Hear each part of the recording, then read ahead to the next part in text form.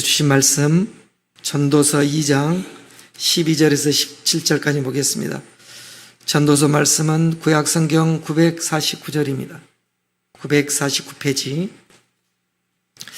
교도가도록 하겠습니다. 제가 한 절 읽고 다음 절은 여러분들이 읽겠습니다. 제가 먼저 읽겠습니다. 내가 돌이켜 지혜와 망령됨과 어리석음을 보았나니 왕 뒤에 오는 자는 무슨 일을 행할까? 이미 행한 지 오래전의 일일 뿐이리라. 내가 보니 지혜가 우매보다 뛰어남이 빛이 어둠보다 뛰어남 같도다. 지혜자는 그의 눈이 그의 머릿속에 있고 우매자는 어둠 속에 다니지만 그들 모두가 당하는 일이 모두 같으리라는 것을 나도 깨달아 알았도다. 내가 내 마음속으로 이르기를 우매자가 당한 것을 나도 당하리니 내게 지혜가 있었다 한들 내게 무슨 유익이 있으리요 하였노라. 이에 내가 내 마음속으로 이르기를 이것도 헛되도다 하였도다. 지혜자도 우매자와 함께 영원하도록 기억함을 얻지 못하나니 후일에는 모두 다 잊어버린 지 오래일 것임이라. 오라, 지혜자의 죽음이 우매자의 죽음과 일반이로다. 이러므로 내가 사는 것을 미워하였노니 이는 해 아래에서 하는 일이 내게 괴로움이요 모두 다 헛되어 바람을 잡으려는 것이기 때문이로다. 아멘. 네, 제가 매일 묵상일지를 쓰고 우리가 매일 요즘 보고 있는 묵상일지는 이제 시편을 거쳐서 에스겔서를 보고 있습니다. 저는 이 에스겔서를 다시 묵상하면서 받는 은혜가 정말 컸습니다. 그전에는 성경을 성경으로만 봤는데 이제는 역사적 지평을 통해서 그 당시의 근동 지역을 다시 한번 살펴보고 있는데 에스겔이 예언한 그대로 세계사의 역사가 이루어가고 있다는 것입니다. 그래서 제가 그것들을 꼼꼼히 찾아가지고 에스겔의 첫 번째 마지막 예언이 BC 571년 그리고 그 전에 586년 연도까지 찾아서 다 소위 지금의 이라크 지역 신바벨로니아죠. 물론 성경에 나오는 바벨론은 이전에 고대 함부라비 버전이 있던 고대 바벨론이 있고 지금 우리가 에스겔서에 나온 건 신바벨론이에요. 느부갓네살 왕. 이제 이것을 베르디의 오페라 나부코라고 그러죠. 이 나부코라고 하죠. 나부코라는 그 오페라 있잖아요. 거기에서 유명한 히브리 노예들의 합창이 나오잖아요. 그게 이제 그발 강가에 남유다가 멸망하고 나서 끌려간 노예들의 합창이거든요. 그 나부코가 느부갓네살을 나부코라고 쓴 거예요. 그래서 이 에스겔의 예언대로 애굽이 이제 심판받고 두로가 심판받고 에루살렘이 멸망하고 그런 과정들이 성경이 증명해 주겠다는 것입니다. 세계사를. 학교에서 배우는 것은 눈에 보이는 역사를 보이지만 우리 성경은 그 눈에 보이는 현상을 이루어가시는 보이지 않는 하나님의 손길을 기록하고 있다는 것입니다. 그래서 더 감동으로 와닿는 거예요. 우리가 이 땅을 살아가면 뭘 보고 따라갑니까? 눈에 보이는 것을 보고 따라갑니다. 눈에 보이는 것이 마치 영광인 것처럼 살아갑니다. 세상의 모든 부귀 영화와 세상에 누구보다도 큰 지혜를 가졌던 솔로몬이 노년의 인생에 참회록을 쓰는 것이 바로 전도서입니다. 오늘 본문은 세상에 누구보다 지혜로웠던 이 솔로몬이 나 지혜 있다고 생각했는데 돌이켜보니 나나 지혜 없는 우매자나 별반 차이가 없다라는 것입니다. 나 잘난 줄 알았는데 나 지식이 많다고 생각했는데 죽음을 앞에 둔 내 인생을 돌이켜볼 때 나나 저 우매자나 별반 차이가 없는 인생의 허무함을 노래하고 있다는 것입니다. 흔히들 현대사회를 지식정보화 사회라고 합니다. 특히나 이제 AI 시대가 되면서 지식정보가 우리가 얼마든지 원하면 그냥 찾을 수 있어요. 제가 요즘 이제 새벽에 묵상일 하면서 좀 도움이 받는 것은 이런 연도들이에요. AI한테 물어보면 정확히 그 제미나이한테 물어보면 연도나 시대백이 쫙 나오는 거예요. 물론 AI 인공지능이 가르쳐줄 수 없는 것은 있어요. 영적인 것은 가르쳐줄 수 없어요. 지식과 정보는 가르쳐줄 수 있지만 우리 영혼의 결핍과 마음의 허무함을 AI는 달래줄 수가 없다는 것입니다. 그래서 여전히 물질과 문명이 발달할수록 지식과 정보가 홍수가 이루어지만 우리 인간의 마음은 공고해지고 있다는 것입니다. 저는 이제 얼마 전에 선거 전에 교육감 우리 김대중 교육감하고 우연히 만나서 이제 이야기하면서도 그런 이야기를 했어요. 이제 AI의 시대가 되면 학교 교육의 방향과 철학도 바꿔줘야 된다. 과거에 저희가 학교 다닐 때는 학교 가면 지식을 배울 수가 있었어요. 정보를 배우러 학교 다녔어요. 지금은 학교 갈 필요도 없어요, 솔직히. AI 잘 활용하면 지식과 정보는 얼마든지 얻을 수 있어요. 그러면 학교 교육이 어떻게 변해야 되느냐? 문제의 해결할 능력을 키워줘야 돼요. 우리의 삶에 부딪히는 이런 문제들을 어떻게 AI를 잘 활용해서 그러한 문제를 해결할 수 있고 또 어떻게 되면 다른 사람의 타자의 아픔을 내 아픔처럼 느끼는 이 공감하는 사회. 저는 이 사회가 이 공감 능력이 앞으로 더 큰 문제라고 봅니다. 이 AI 시대가 되면서 부익부 빈익빈의 현상은 더 심해지잖아요. 빅테크가 아니고는 사람지 못해요. 엊그저께 뉴스 보니까 서구에 있는 큰 종합병원도 막 이 부도가 나고 의사들 월급을 줘갖고 문을 닫힌다는 거예요. 이런 상황 속에 부의 불균등한 분배는 더 심해질 때 가진 자들이 자기 것들을 줄 수 있어야 돼요. 타자의 연약함에 우리는 공감할 수 있는 능력이 있어요. 이런 교육이 너무 필요하고 삶의 가치관 교육이 저는 무엇보다도 필요하다는 거예요. 우리의 인생을 어떻게 살아가야 할 것인가? 무엇이 가치 있는 삶인가? 이 문제에 대한 교육이 너무 우리는 소홀해졌어요. 그동안 지식과 정보 사이의 교육 속에서는 그 가치 교육이 우리에게 실종이 되었다는 것입니다. 제가 우연히 저는 이제 텔레비도 없기 때문에 텔레비도 안 보는데 우연히 이제 그 유튜브에서 그 모델 겸 그 방송인인 한혜진이 있잖아요. 한혜진이가 그 이야기를 하는 거예요. 자기는 한 번 계속 이런 생각을 하고 산다는 것이야. 나는 지금 어디로 가고 있는가? 내가 지금 뭘 하고 있는가? 정말로 내가 진짜 하고 싶은 일이 뭔가?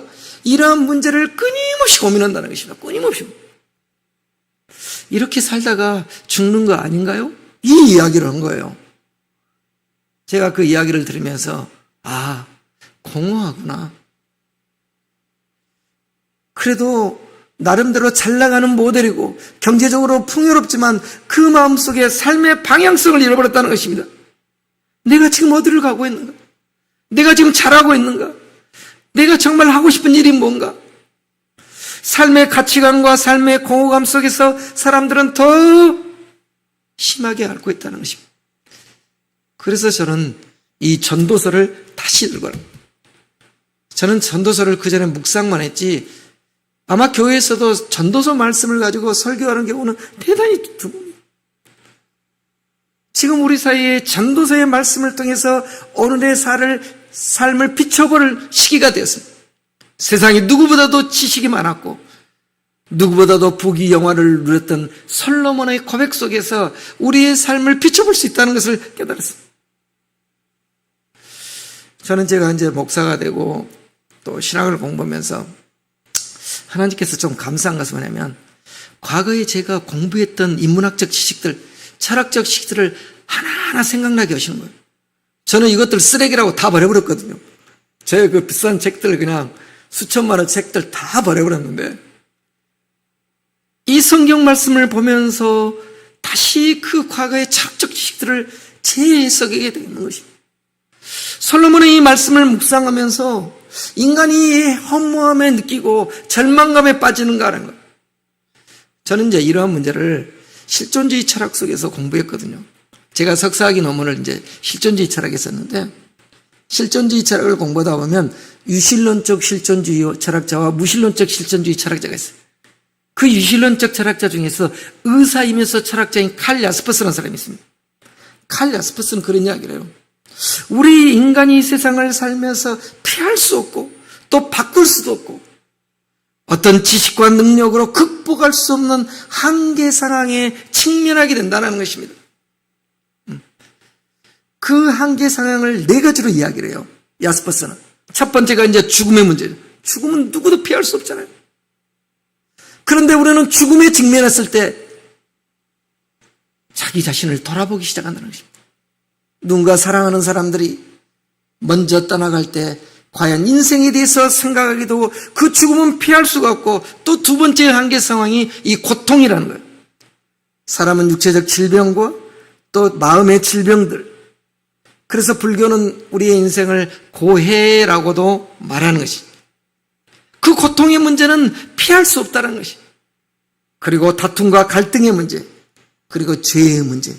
이 죄의 문제는 인간이 살면서 끊임없이 자기 자신과 세상과 싸워가야 할 이 한계 상황의 문제에 직면하게 됐을 때, 이 네 가지 한계 상황, 풀 수 없는 문제에 직면했을 때, 칼 야스퍼스는 실존을 깨닫게 된다는 거예요. 실존. 다시 말해서 내 자신의 무력함을 깨닫게 되고 진정한 나 자신과 마주할 수 있다라는 것입니다. 그렇죠? 죽음의 문제를 우리가 해결할 수 있습니까? 고통의 문제를 해결할 수 있습니까? 내 죄의 문제를 해결할 수 있습니까? 그런 절대적 한계 밑에서 우리는 겸손하게 되고 초월자를 만나게 된다고 칼 야스퍼스는 이야기합니다. 그 초월자가 그리스도교적 입장에서 본다면 하나님입니다. 내가 해결할 수 없는 이 문제를 천지를 창조하시고 나를 창조하신 이 하나님 앞에 설 때 비로소 그 문제에 대한 답을 얻을 수 있다라는 것입니다. 오늘 이 솔로몬도 그와 동일한 이야기를 해주고 있습니다. 그런데 우리가 솔로몬을 잘못 이해한 경우도 많이 있는 것 같아요. 저희 어머님이 제가 어릴 때 저희 어머님 아버님은 새벽 기도를 한 번도 안 받으셨어요. 아무도 병원에 가시기 전까지. 새벽 기도방 갔다 오시면 저희 어머니가 겨울에 그 찬송으로 제 머리에 손을 얹고 기도하는 것이 있어요. 하나님, 이 아들이 솔로몬에게 주셨던 지혜를 주시라고. 그리고 또 하나의 기도는 뭐냐면 하나님, 이 아들이 머리가 되고 꼬리가 되지 않게 해주라고 그 기도를 꼭 하셔요. 제가 목사가 되어서 보니까 이 솔로몬의 영광의 기도는 잘못된 기도예요. 잘못된 기도. 잘못된 기도예요. 예수님은 우리가 마태복음의 산상순에 보면 예수님이 그래요. 우리 모두가 바랐던 그 솔로몬의 영광이 들꽃의 영광보다 못한다는 것입니다. 이 들꽃의 영광보다는 못하는 것이에요. 왜 그럴까요?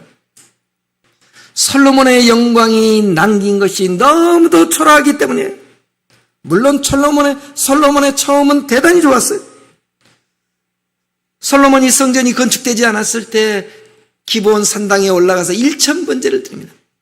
1000번제를 드리면서 하나님께 뭐라고 하냐면 종은 작은 아이라 출입할 줄도 모른다는 것입니다. 아주 겸손한 기도를 해요. 종은 작은 아이라 출입할 줄도 모른다는 것입니다. 얼마나 겸손한 기도입니까? 들었다 왔다 하는 출입하는 것도 하나님께 물어야만 되는 이 어린아이라는 것입니다. 그런 솔로몬이 하나님은 너무 존귀했어요. 그리고 솔로몬이 기도하면서 열왕기상 3장 9절을 보면 하나님, 저에게 듣는 마음을 주시옵소서. 듣는 마음을 주셔서, 그리고 지혜를 주셔서 백성들을 잘 분별할 수 있고 심판하게 해주시라고, 재판하게 해주시라고 그런 기도를 드린 거예요, 솔로몬이. 처음에는. 그래서 하나님께서 그 솔로몬에게 열왕기상 3장 12절에 보면 이렇게 이야기해요. 내 앞에는 너와 같은 자가 없었거니와 내 뒤에도 너와 같은 자가 일어남이 없으리라 하는 것입니다. 너보다 뛰어난 자는 더 이상 이전에도 없고 이후에도 없게 하셨다는 것입니다. 그런 솔로몬에게 지혜와 부귀 영광도 함께 줬습니다. 그런데 솔로몬이 그 처음 마음을 왕이 되고 나서 힘이 있고 나서 잃어버린 것입니다. 그래서 솔로몬이 남긴 것은 이 통일 이스라엘의 분열을 남겼어요. 남북 이스라엘로 분열됐고, 그리고 여호와 신앙의 나라의 혼합주의, 종교적 혼합주의만을 잔뜩 뿌려놔버렸던 것입니다. 패망의 씨앗을 뿌려놨던 것입니다. 노년의 솔로몬이 지혜 있다는 하나님의 지혜를 잊어버리고 이제 세상의 지혜로 살아갔던 자신을 돌이켜보면서 오늘 12절 말씀을 우리가 읽어봐야 합니다. 그래야만이 이 본문 자체가 더 쉽게 해석이 되는 것입니다. 자, 12절 말씀 우리 한번 같이 한번 읽어봅시다. 시작. 내가 돌이켜 지혜와 망령됨과 어리석음을 보았나니 왕 뒤에 오는 자는 무슨 일을 행할까? 이미 행한 지 오래전의 일일 뿐이니라 라는 것입니다.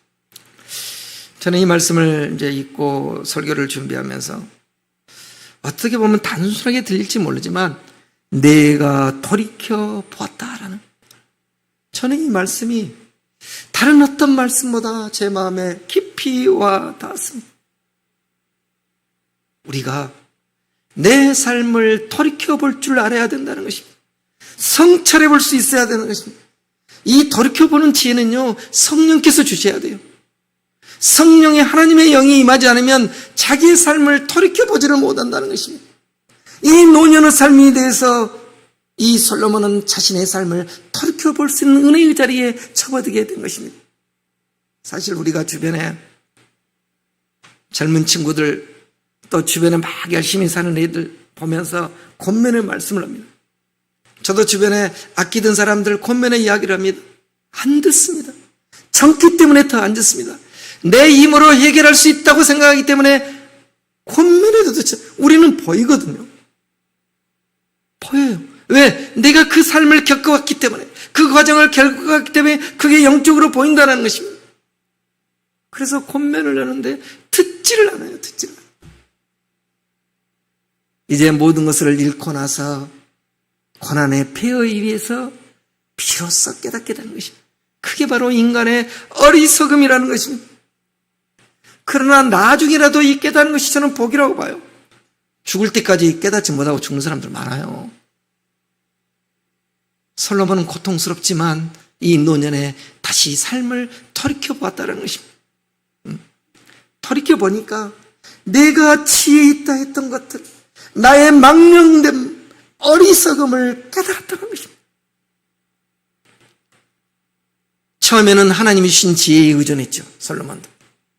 그러나 차츰 자기 힘으로 해결할 수 있는 일들이 너무도 많아지니까 하나님께 묻지 않은 거예요. 자기의 생각대로 하는 거예요. 자기의 고집대로 했던 거예요. 그런 망령됨, 또 그런 어리석음들, 이런 것을 경험해 보니 뒤에 오는 왕에게도 내가 무엇을 이야기할 수 있겠느냐라는 것입니다. 이 모든 것은 헛되고 허무한 것뿐이다라는 것입니다. 그렇다고 지혜가 무의미하다는 것이 아니죠. 지혜가 우매보다는 낫다는 것입니다. 그러나 궁극적으로 보면 차이가 없지만 그래도 그 차이가 있다는 것이 이제 13절, 14절에 그 이야기를 하는 것이죠. 자, 우리가 13절, 14절 한번 같이 읽어봅시다. 시작. 내가 보니 지혜가 우매보다 뛰어남이 빛이 어둠보다 뛰어남 같도다. 지혜자는 그의 눈이 그의 머릿속에 있고 우매자는 어둠 속에 다니지만 그들 모두가 당하는 일이 모두 같으리라는 것을 나도 깨달아 알았도다라는 것입니다. 자, 물론 지혜가 갖는, 지혜와 지식이 갖는 것은 크죠. 어둠 속에 빛과 같다라는 것입니다. 유익이 있다라는 것입니다. 그리고 지혜자는 그의 눈이 머릿속에 있다라는 굉장히 은유적인 표현인데 멋진 표현입니다.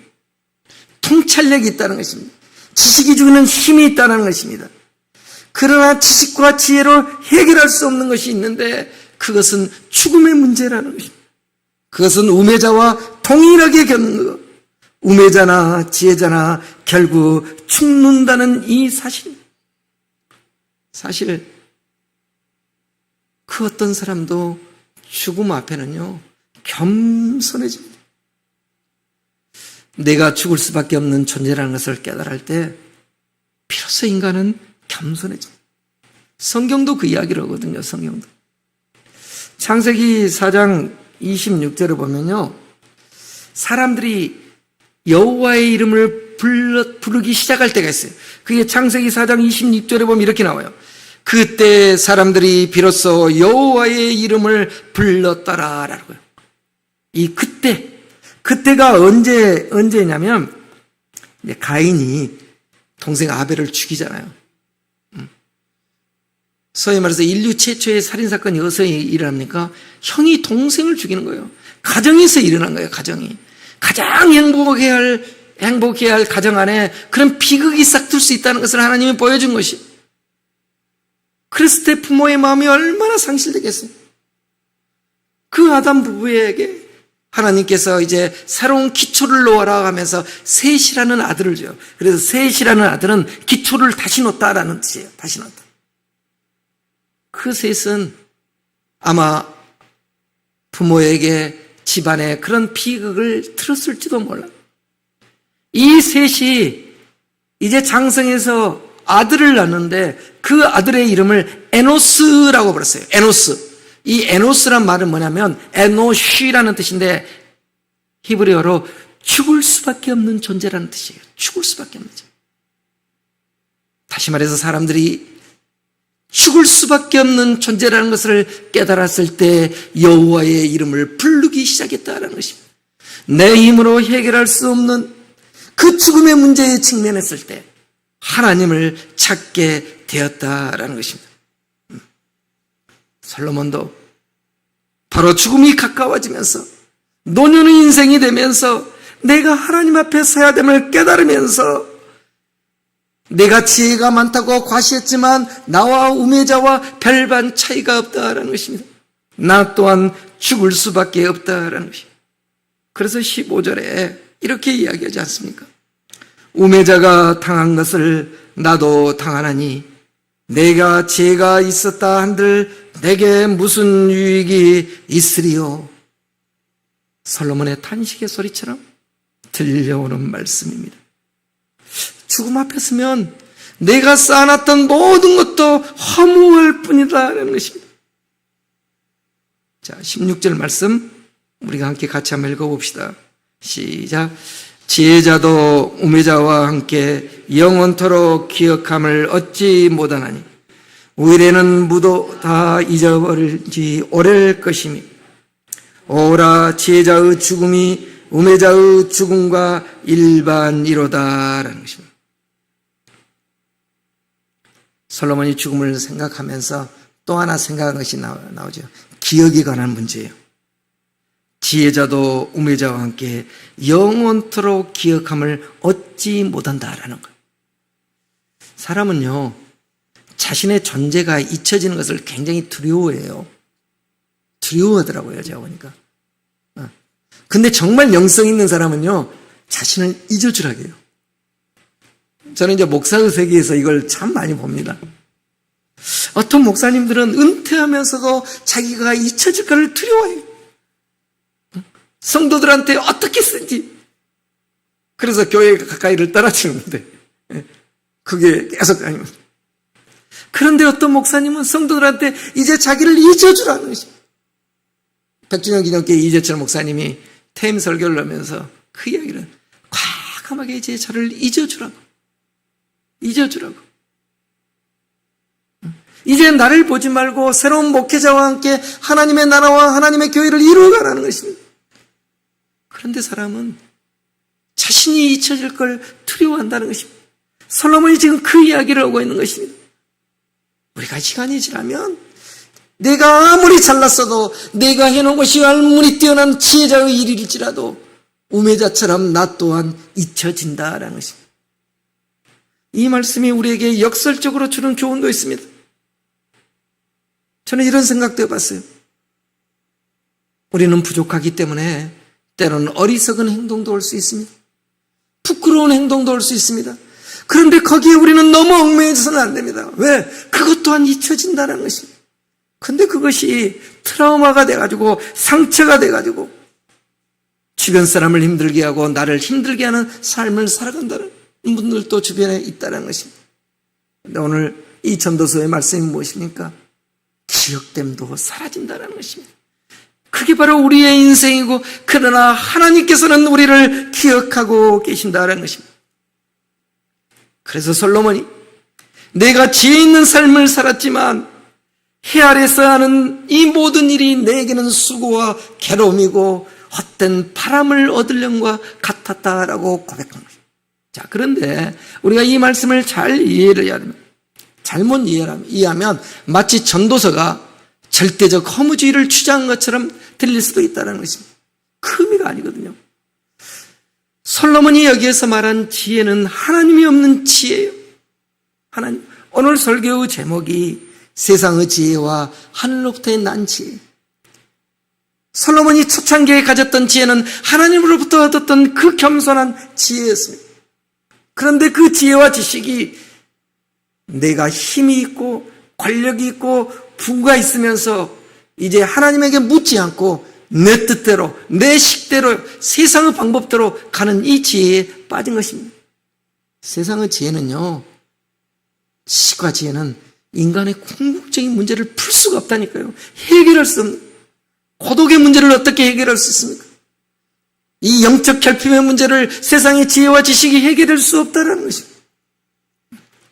그래서 어제도 제가 캐노니아 강의하면서 서울대학교 상혜한 교수가 한 이야기를 했습니다. 오늘날 현대사회를 표현하면서 대표적으로 짧은 영어 센텐스로 이야기해요. Spiritual but non-religious 시대라는 것입니다. Spiritual, 사람들이 영적인 것은 추구한다는 것입니다. 영적인 것은 소망한다는 것입니다. But non-religious, 그러나 제도적 종교는 싫어한다는 것입니다. 다시 말해서 이것은 제도적 종교가 더 이상 인간의 영적 결핍을 채워주지 못하고 있다는 것입니다. 그것은 뭐예요?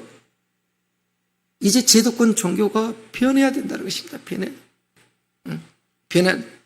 사람들은 끊임없이 템플 스테이는 많이 가지만, 인구는 늘어나지만 불교도 신조들은 줄어들고 있다는 것입니다. 저는 교회도 마찬가지라고 봐요. 교회가 더 이상 이제 교리적 설교가 아니라 정말 이 말씀 묵상을 통해서 하나님의 기름 부심과 말씀 속에 있는 영이신 하나님을 만나면서 이 말씀의 인도함을 받는 구도자적 삶을 잘 인도해 줄 때 길을 잃지 않고 방황하지 않고 바른 삶을 살아갈 수 있는 거예요. 그게 바로 이제 나아가야 할 현대 교회의 방향이라고 합니다. 지혜와 지식도 마찬가지예요. 특별히 이 하늘로부터, 하나님으로부터 이 지혜의 문제는요, 야고보 사도가 야고보서에서 분명하게 이야기합니다. 야고보서 3장 17절과 18절 한번 우리가 화면에 띄워서 같이 한번 읽어봅시다. 같이 한번 읽어보겠습니다. 시작.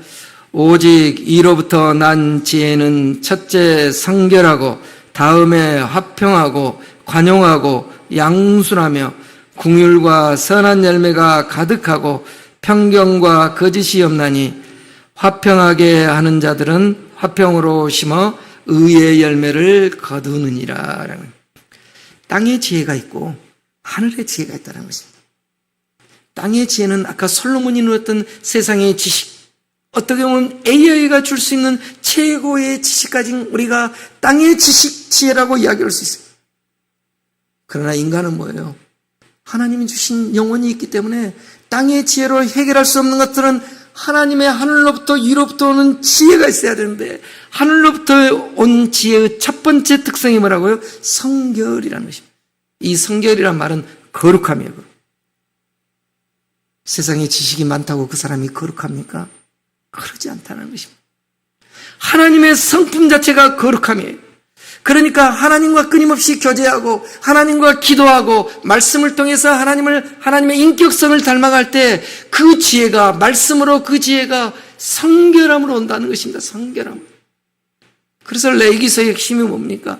나 여호와가 거룩하니 너희도 거룩하라 라는 것입니다. 하나님의 지혜가 있는 사람은 거룩함이 있다는 것입니다. 그게 세상의 지혜와 지식이라는 거예요. 세상의 지식은 더 교만하게. 저는 정말 그랬습니다. 제가 보건대 아이들을, 학생들을, 어제도 그 이야기를 했지만, 정말 강의하면서 하나님께 회개하는 마음으로 아이들한테 강의합니다. 제가 40대 초반에 대학 교수가 돼서 아이들을 가르칠 때는 그런 마음이 없어요. 지식이 내 권위가 되고 또 내 지식 갖고 아이들을 무시하고 얘들을 사랑하는 마음이 없이 가르쳤다는 것입니다. 말씀을 묵상하고 공부하면서 하나님께서 저의 그 연약함을 보이고 깨닫게 하시고, 그래서 지금 아이들을 가르칠 때는 정말 제가 반성하면서 아이들을 가르쳤어요. 아이들의 눈높이에 맞춰서 최대한 이들에게. 과거에 제가 가르칠 때는 너희들 나 따라오려면 따라오고 말라면 말아 했지만 이제는 아이들과 통행이죠. 아이들에게 맛있는 것도 사주고 커피도 사주고 아무튼 길거리에서 나를 보더라도 목사님이 오면서 찾아올 수 있는 그런 대학에서 가르치는 그런 마음으로 가르치니까요 너무 큰 은혜가 되더라고요. 정말 제가 40대는 그걸 몰랐어요. 그 얄팍한 지식을 가지고 마치 지식이 권력이 돼서 가르쳤다는 것입니다. 저는 이 솔로몬의 이야기를 누구보다도 가슴 깊이 느낄 수 있는 것입니다. 야고보서가 이야기하죠. 그 다음에 하나님의 지혜는 뭐냐? 화평이라는 것입니다. 화평케 한다는 것입니다. 하나님이 주신 지혜가 있으면 분쟁과 다툼이 아니라 이 관계성의 문제를 어떻게 묶어서 평화롭게 할까라는 것을 생각하게 된다는 것입니다. 이 화평, 평강이 예수님의 성품이기도 하잖아요. 그래서 예수님을 뭐라고 해요? 평강의 왕이라는 것입니다. 평강. 그러니까 예수님께서 산상수훈 가운데서도 그 이야기를 하지 않습니까? 팔복 가운데서 화평케 하는 자는 복이 있나니 그들이 하나님의 아들이라 일컬음을 받을 것이며 라는 것입니다. 그리스도인의 특성은 하나님의 지혜를 받는 사람은 피스메이커가 되는 거예요. 피스메이커. 세상은요, 세상의 영은 쪼개요. 계속 갈등하게 만들어요. 시기하고 질투하게 만든다는 것입니다. 하나님의 지혜가 있으면 그 갈등을 묶어내기 시작합니다. 화평케 만들기 시작합니다. 그게 나타나는 거예요. 그게 우리의 삶 속에 나타나요. 그게 바로 하나님이 찾는 그리스도인이고 하나님의 지혜의 인도함을 받는 하나님이 찾는 그리스도인의 모습이라는 것입니다. 그리고 이제 세 번째 특성이 관용이라고 하죠. 관용. 이 관용은 온순한 마음이죠.